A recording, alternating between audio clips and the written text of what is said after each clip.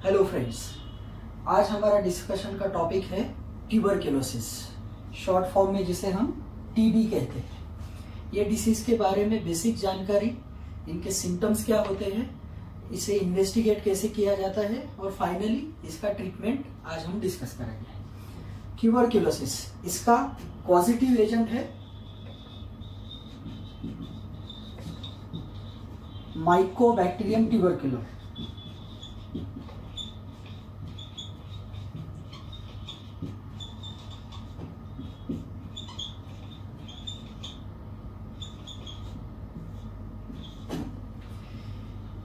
ये बैक्टीरिया के इन्फेक्शन की वजह से मरीज को ट्यूबरक्लोसिस डिसीज होता है। अब ये माइकोबैक्टीरियम जब किसी भी पेशेंट के शरीर में एंटर कर जाता है तो सर्टन लक्षण निर्माण हो जाते हैं उसमें, और वो लक्षणों के हिसाब से हमें तय करना पड़ता है कि ये पेशेंट को टीबी होने की शक्यता है कि नहीं है। तो सबसे पहले हम देखेंगे कि कौन से सिम्टम्स में हमें इंडिकेट होता है कि इसको टीबी का सस्पेक्शन करना चाहिए। तो सिम्टम्स में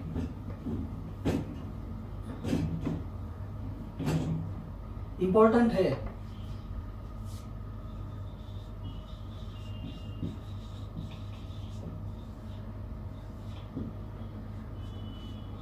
फीवर, नाइट स्वेटिंग,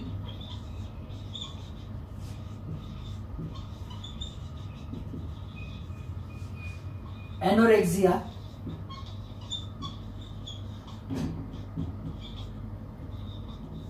और वेट लॉस। ये कॉमन सिम्टम्स है। किसी भी लोकेशन में ट्यूबरकल का इन्फेक्शन है तो ये सिम्टम्स तो कॉमनली रहेंगे। इसके अलावा अगर साइट ऑफ इन्फेक्शन पल्मोनरी है, पेशेंट को पल्मोनरी कॉक्स है, पल्मोनरी टीबी है, तो उसे कफ विथ एक्सपेक्टोरेशन, जो प्राइमरी ट्रीटमेंट से ठीक नहीं होता है। तो किसी भी मरीज में fever more than 3 weeks, primary treatment के बावजूद जो ट्रीट नहीं हुआ है, ठीक नहीं हुआ है, और कफ मोर देन 3 वीक्स, और इसके साथ में बाकी के night sweating, anorexia, weight loss, ये सिम्टम्स है, तो हमें सस्पेक्ट करना चाहिए कि ये पेशेंट को ट्यूबरक्लोसिस है। अगर एक्स्ट्रा पल्मोनरी ट्यूबरक्लोसिस है,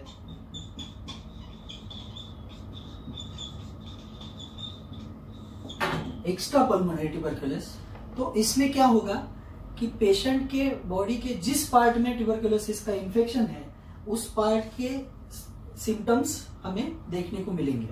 जैसे अगर टीबी एम है, टीबी मेनिंजाइटिस, मतलब ब्रेन में टीबी का इन्फेक्शन है, तो ये सिम्टम्स के साथ में, ये सारे सिम्टम्स के साथ में हमें देखने को मिलेगा drowsiness, headache.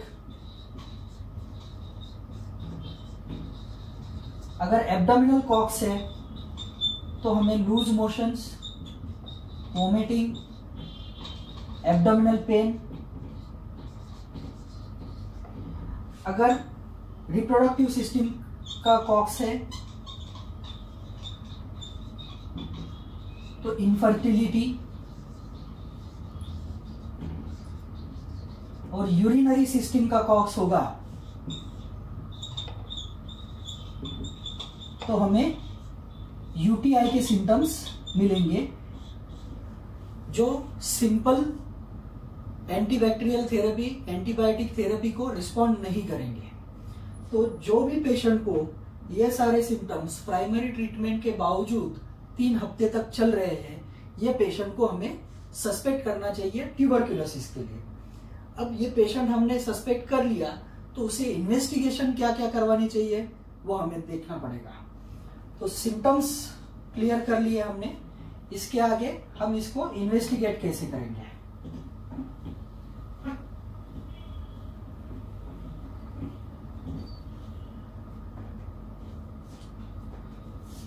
Investigations.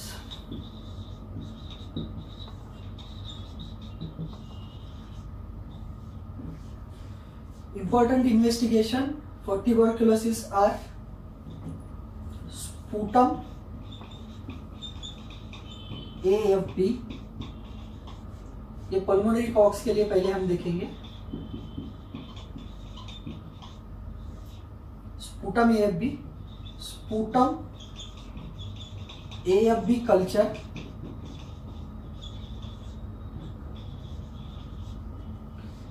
Gene expert.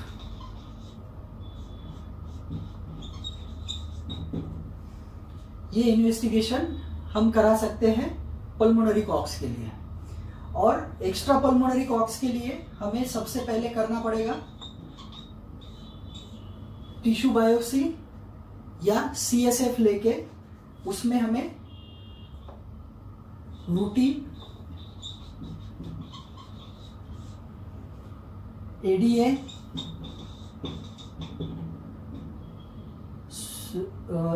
AFB culture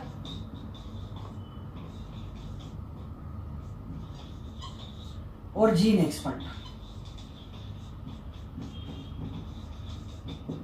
ये इन्वेस्टिगेशंस पे हमें पता चलेगा कि माइकोबैक्टीरियम ट्यूबरकल का प्रेजेंस है सैंपल में या नहीं है। इसके साथ ही और एक इंपॉर्टेंट इन्वेस्टिगेशन ब्लड में जो हमें देखना जरूरी होता है वो होता है ESR। ESR more than 20 abnormal होता है, स्पेशली अगर मोर देन 80 हो जाता है तो chances of tuberculosis are more. और अगर 3 फिगर मतलब 100 से ज्यादा ESR है तो डेफिनेटली हमें सस्पेक्ट करना होता है कि ये ट्यूबरकुलोसिस ही हो सकता है, क्योंकि इतना ज्यादा ESR बाकी और डिसीजेस में मिलना रेयर है। तो ब्लड में इन्वेस्टिगेशन में ESR इंपॉर्टेंट है और स्पूटम में AFB culture, gene expert. Extra pulmonary Koch's अगर होगा जैसे कि सर्वाइकल लिम्फ नोड्स है, एब्डोमिनल लिम्फ नोड्स है, वो लिम्फ नोड्स को हमें बायोप्सी करना पड़ेगा, एक्सीजन बायोप्सी या FNAC। और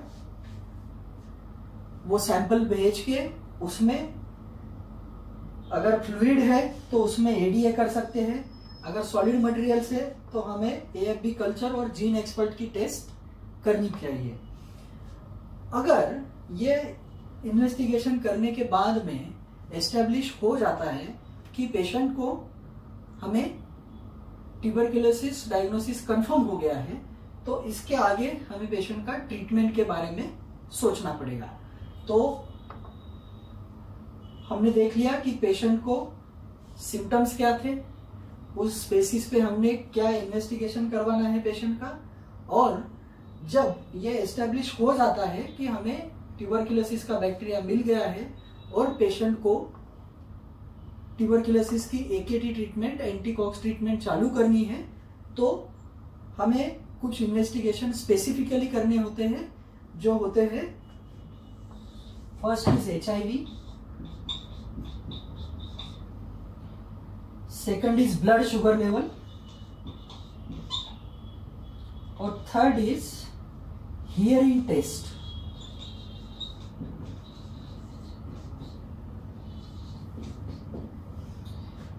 क्योंकि AKT के साइड इफेक्ट्स में हियरिंग लॉस आ जाता है, इसलिए बिफोर स्टार्टिंग ट्रीटमेंट हमें हियरिंग टेस्ट करनी चाहिए, HIV का टेस्ट करना चाहिए और ब्लड शुगर लेवल का टेस्ट करना चाहिए। क्योंकि अगर पेशेंट HIV पॉजिटिव है तो हमें प्राइमरी उसके लिए ट्रीटमेंट चालू करना पड़ेगा। और अगर पेशेंट को ब्लड शुगर लेवल हाई है, मतलब डायबिटिक है पेशेंट, तो शुगर कंट्रोल किए बिना उसका माइकोबैक्टीरियम ट्यूबरकल AKT एंटीबायोटिक्स को रिस्पॉन्ड नहीं करेगा। तो before starting treatment we have to confirm HIV, blood sugar level and hearing test. इसके आगे हम देखेंगे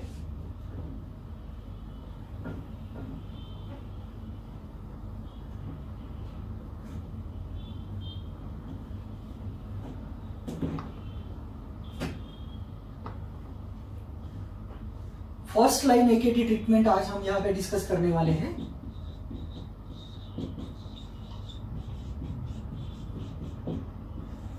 अब पेशेंट को फर्स्ट लाइन ट्रीटमेंट लगेगा कि सेकंड लाइन ट्रीटमेंट लगेगा कि थर्ड लाइन ट्रीटमेंट लगेगा, ये डिपेंड करता है 2 टेस्ट्स पे। पहला टेस्ट अब हमने जो किया था पेशेंट का वो है AFB culture and drug sensitivity test.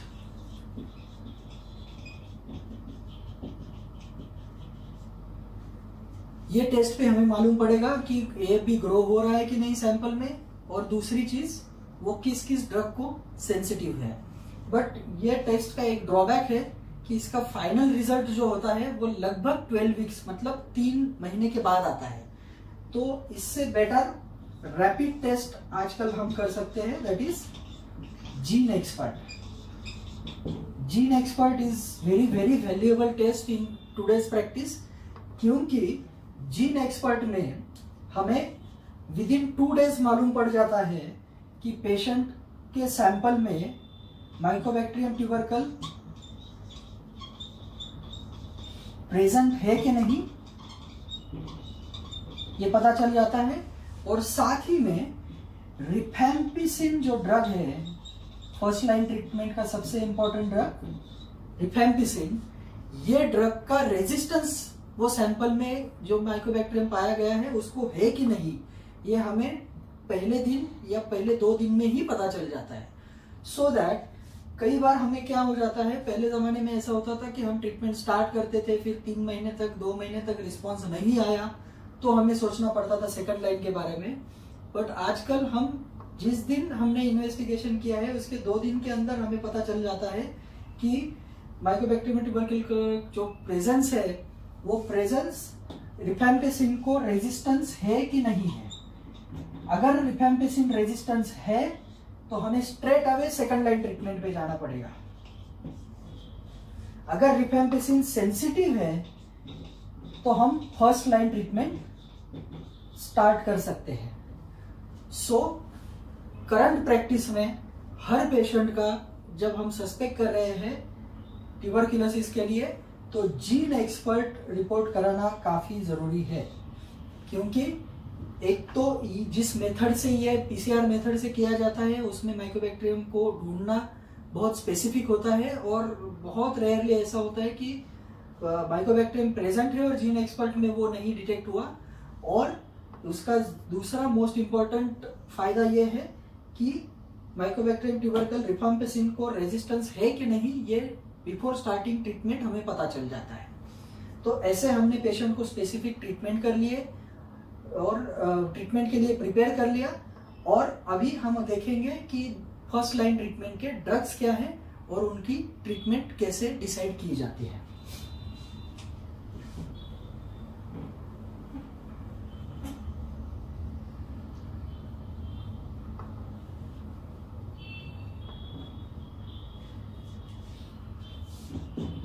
First line AKT,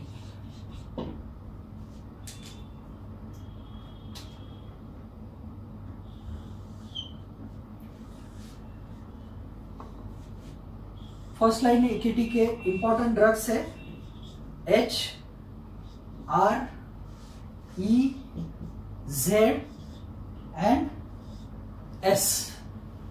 इसमें से 4 ड्रग्स ओरल है और स्ट्रेप्टोमाइसिन इंजेक्टेबल फॉर्म में आता है। तो H stands for आइसोनियासाइड,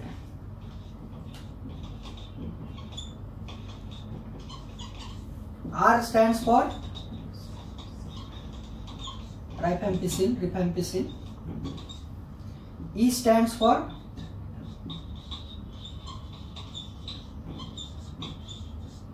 and Z stand for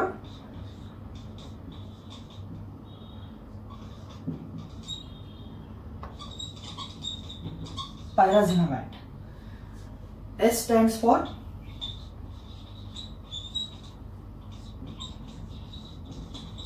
streptomycin. Okay, तो ये 4 ड्रग ओरल फर्स्ट लाइन में आते हैं एंड स्ट्रेप्टोमाइसिन इंजेक्शन ये टीबी के AKT के फर्स्ट लाइन ट्रीटमेंट में आते हैं। AKT is anti Koch's treatment, जैसे कि हम सब जानते हैं ट्यूबरक्यूलोसिस का और एक नाम है जिसे कॉक्स डिसीज कहा जाता है मेडिकल लैंग्वेज में। तो AKT is anti Koch's treatment. तो एंटी कॉक्स ट्रीटमेंट की फर्स्ट लाइन जो आज हम डिस्कस कर रहे हैं उसमें H, R, E, Z and streptomycin. तो स्ट्रेप्टोमाइसिन कहाँ यूज करना है ये कुछ क्लिनिकल कंडीशंस पे डिपेंड होता है। अगर पेशेंट ने पहले भी ट्रीटमेंट ले चुका है और वो ट्रीटमेंट को उसने रिस्पॉन्ड नहीं किया है तो वी कैन ऐड स्ट्रेप्टोमाइसिन। और किसी कंडीशन में पेशेंट का जो इन्फेक्शन का लेवल है वो काफी क्रिटिकल, काफी सीवियर लग रहा है तो हमें स्ट्रेप्टोमाइसिन इंजेक्शन स्टार्ट करना होता है। तो ओरल ड्रग्स में आइसोनियाज़ाइड का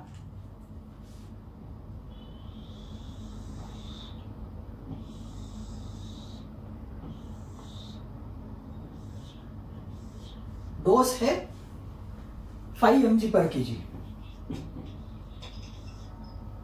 पर डे।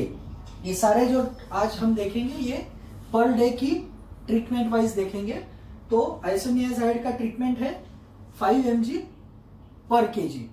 अब इंपॉर्टेंट चीज समझना जरूरी ये है कि एंटीकॉक्स ट्रीटमेंट 2 फेजेस में किया जाता है।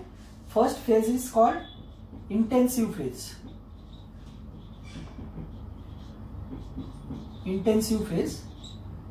And second phase is called continuation phase.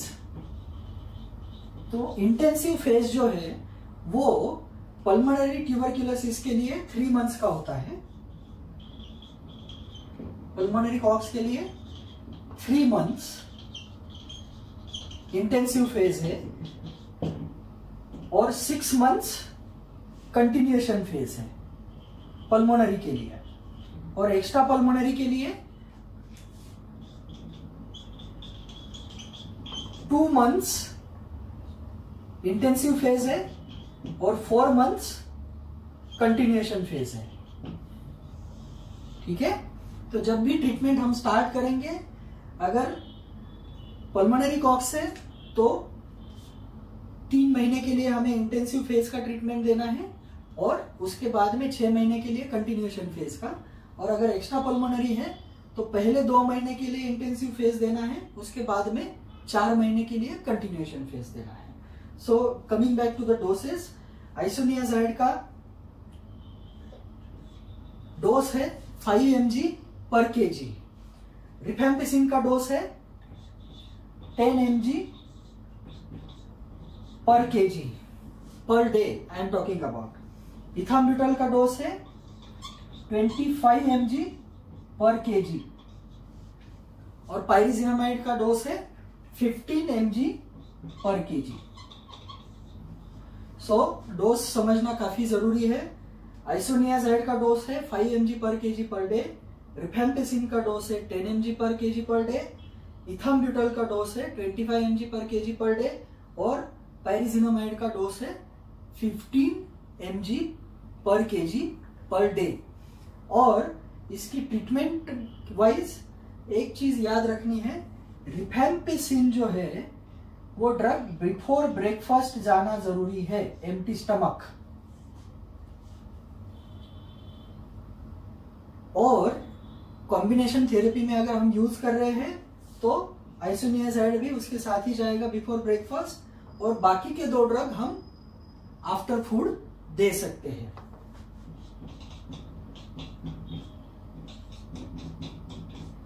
और एक इंपॉर्टेंट चीज समझनी जरूरी है कि रिफेम्पिसिन का जो कैप्सूल होता है उसकी वजह से पेशेंट को ऑरेंज कलर का यूरिन होता है। सुबह में जब कैप्सूल लेता है तो हाफ डे तक, मतलब लगभग 12-1 बजे दोपहर तक जितना भी यूरिन होगा उसको वो ऑरेंज कलर का यूरिन होगा। इसका प्रैक्टिकल फायदा ये है कि हर बार पेशेंट जब फॉलोअप के लिए आता है तो हमें उसको पूछना है कि यूरिन का कलर कौन सा है। अगर पेशेंट कैप्सूल ले रहा है तो वो बराबर बताएगा कि मुझे यूरिन ऑरेंज कलर का हो रहा है। अगर वो नहीं ले रहा है तो वो बताएगा नहीं, यूरिन मुझे नॉर्मल कलर का हो रहा है। इट मीन्स वो रिफेम्पिसिन खा नहीं रहा है। ये प्रैक्टिकली हमें जानना जरूरी है कि rifampicin has to be given before breakfast, सुबह में नाश्ता करने से पहले खाना है, और इसकी वजह से मरीज को यूरिन ऑरेंज कलर का होता है। और स्ट्रेप्टोमाइसिन का भी डोज जो है वो 15 mg पर kg है। तो इंटेंसिव फेज में हमें ये सारे डोसेस अगर स्ट्रेप्टोमाइसिन देना है तो उसका डोज तय करना पड़ेगा। बट AKT ओरल AKT जो है 4 ड्रग AKT, उसे इस तरीके से गवर्नमेंट ने रिकॉग्नाइज किया है। अब जब पल्मोनरी के 3 महीने या एक्स्ट्रा पल्मोनरी के 2 महीने कंप्लीट हो जाएंगे और हम इंटेंसिव फेज में से कंटिन्यूएशन फेज में एंटर करेंगे, उस वक्त में हमें ये 4 में से पहले 3 ड्रग चालू रखने हैं।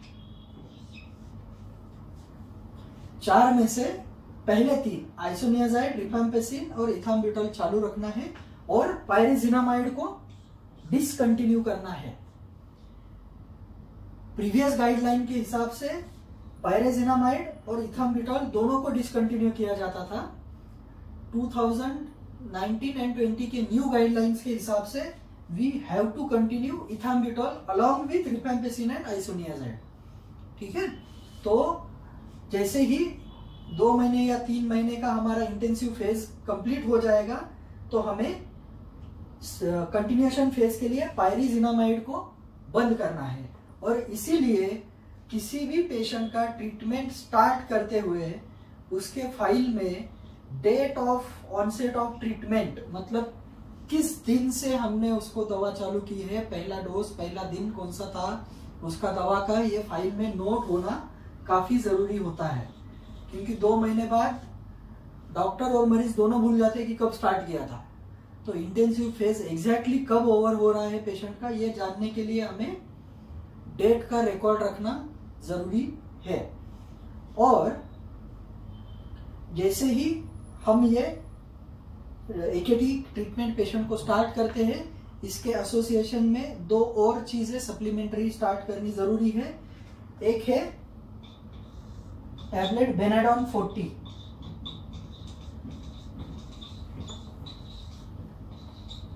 अगर 60 kg के नीचे का वेट होगा तो हमें ये हाफ टैबलेट देना है आफ्टर ब्रेकफास्ट, और प्रोटीन पाउडर,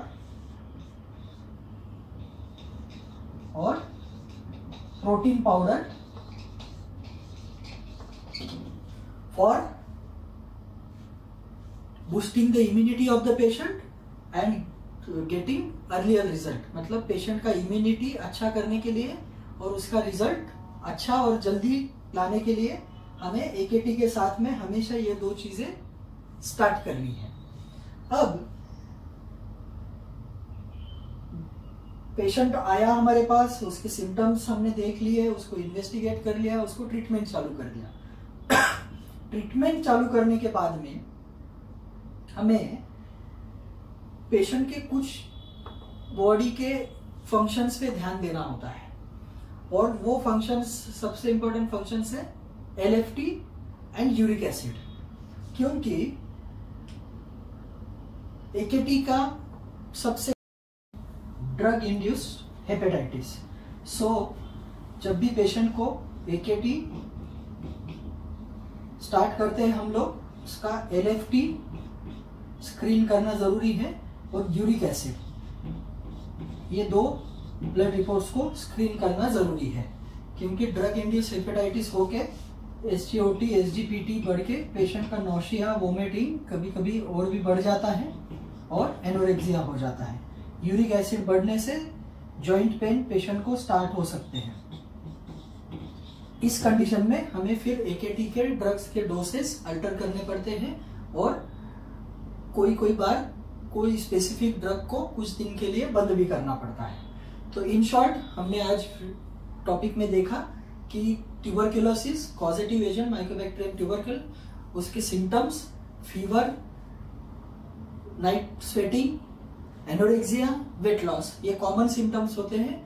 और अगर पल्मोनरी कॉक्स है तो उसमें कफ विथ एक्सपेक्टोरेशन होता है, और बॉडी के अदर पार्ट में जो भी TB होते हैं उनके स्पेसिफिक सिम्टम्स होते हैं। जैसे TBM में पेशेंट को हेडेक और ड्राउजीनेस जैसे कंप्लेन आएंगे। अगर लिम्फ नोड्स है, सर्वाइकल लिम्फ नोड्स या और किसी जगह की लिम्फ नोड, तो वो लिम्फ नोड पेन होगा। एब्डोमिनल कॉक्स में हमें vomiting, loose motions, abdominal pain along with जो क्लासिकल सिम्टम्स ऑफ टीबी है वो देखने को मिलेंगे। और अगर रिप्रोडक्टिव सिस्टम का टीबी है तो हमें इनफर्टिलिटी देखने को मिल सकती है। ये सब सिम्टम्स के अकॉर्डिंगली हमने इन्वेस्टिगेशन किया पेशेंट का, स्पेसिफिक इन्वेस्टिगेशन पे AFB फाउंड होने के बाद में 4 ड्रग AKT कैसे स्टार्ट कर सकते हैं, उसका इंटेंसिव फेज और कंटिन्यूएशन फेज कैसे होता है, और जब पेशेंट AKT पे होता है तो उसके क्या क्या इन्वेस्टिगेशन पे हमें ध्यान रखना होता है, ये आज हमने देख लिया। Thank you. ऐसे ही नए नए मेडिकल टॉपिक्स पे वीडियोस देखने के लिए लाइक, सब्सक्राइब और शेयर कीजिए हमारे चैनल को नीचे। और आपको जिस टॉपिक की जानकारी चाहिए होगी उस टॉपिक का नाम हमें भेज दीजिए कमेंट सेक्शन में।